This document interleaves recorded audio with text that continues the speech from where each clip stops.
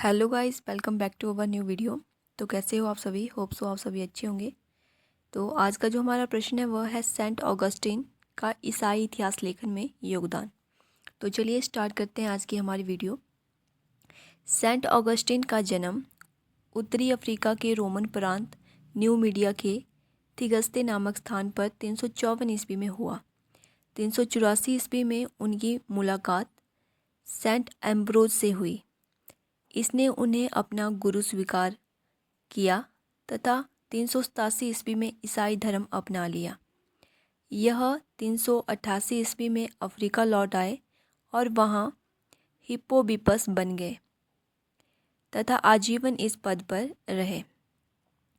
उनके द्वारा प्रथम लेखन 5वीं शताब्दी में शुरू हुआ।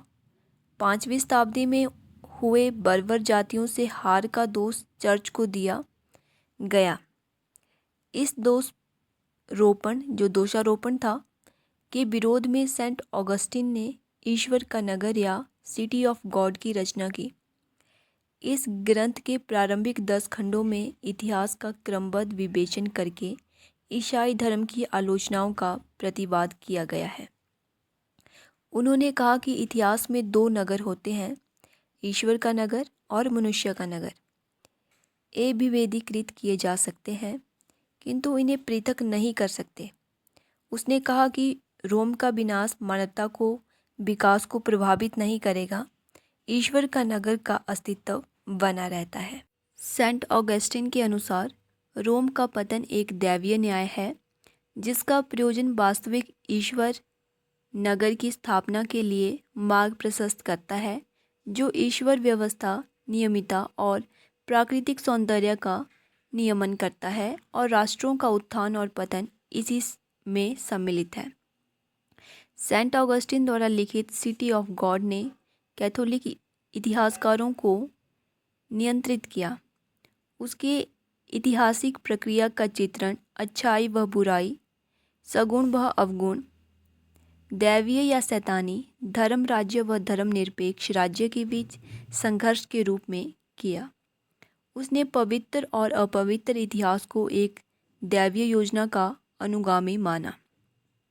ऑगस्टिन ने लेखन में यूनानियों की इतिहास की चक्रीय विकास की धारणा को भी अस्वीकृत किया। इस प्रकार एक ईसाई के लिए इतिहास ईश्वर के साथ संबंध के संदर्भ में मनुष्य का सार्वभौमिक वृत्त बन गया, जो एक अर्थपूर्ण रूप से मोक्ष की ओर एक ही दिशा में विकासमान हो रहा है। राज्य के विषय में सेंट ऑगस्टिन के विचार। राज्य के उद्भव पर प्रकाश डालते हुए उसने कहा कि राज्य हमेशा न्याय पर आधारित नहीं होता। राज्य व्यवस्था व शांति बनाने हेतु पाप से उत्पन्न हुआ है। आदम के पाप के बाद मनुष्य जाति के लिए उसके प्रभावों से बचना संभव नहीं रहा। मनुष्य के पतन के बाद उसने संपत्ति जमा करने का भीषण लोभ समा गया। संपत्ति के लिए मार काट मच गई।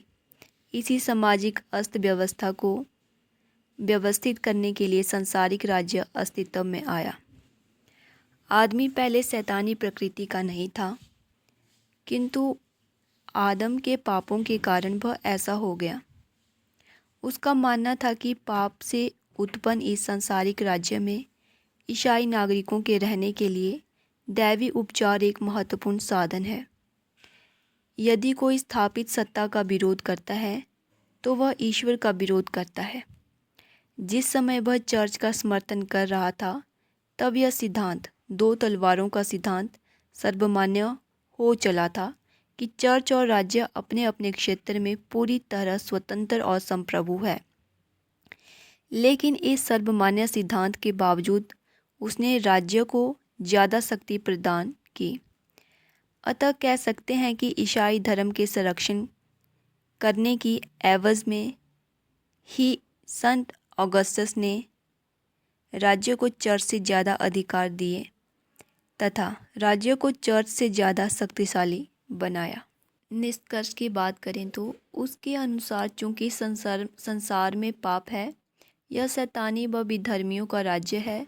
साथ ही उसने ईश्वरीय नगर की प्रशंसा की और धरती को ईश्वर का राज्य बताया। उसने ईश्वरीय राज्य की सांसारिक राज्य से तुलना की और कहा कि सांसारिक राज्य एक बेहद अल्पकालीन राज्य है क्योंकि मानव नाशवान है, जबकि ईश्वरीय राज्य दीर्घायु है। इसमें एक दिलचस्प बात यह है कि उसे पूर्ण विश्वास है कि सांसारिक राज्य पूर्णतः न्यायपूर्ण नहीं हो सकता। उसके अनुसार जो है केवल ईसाई राज्य की न्यायपूर्ण हो सकता है। इस प्रकार संत ऑगस्टिन ने इस बात पर खास बल दिया कि एक सच्चा चर्च ही एक सच्चा राज्य था। तो ये थी आज की हमारी video. Thanks for watching. Like share subscribe.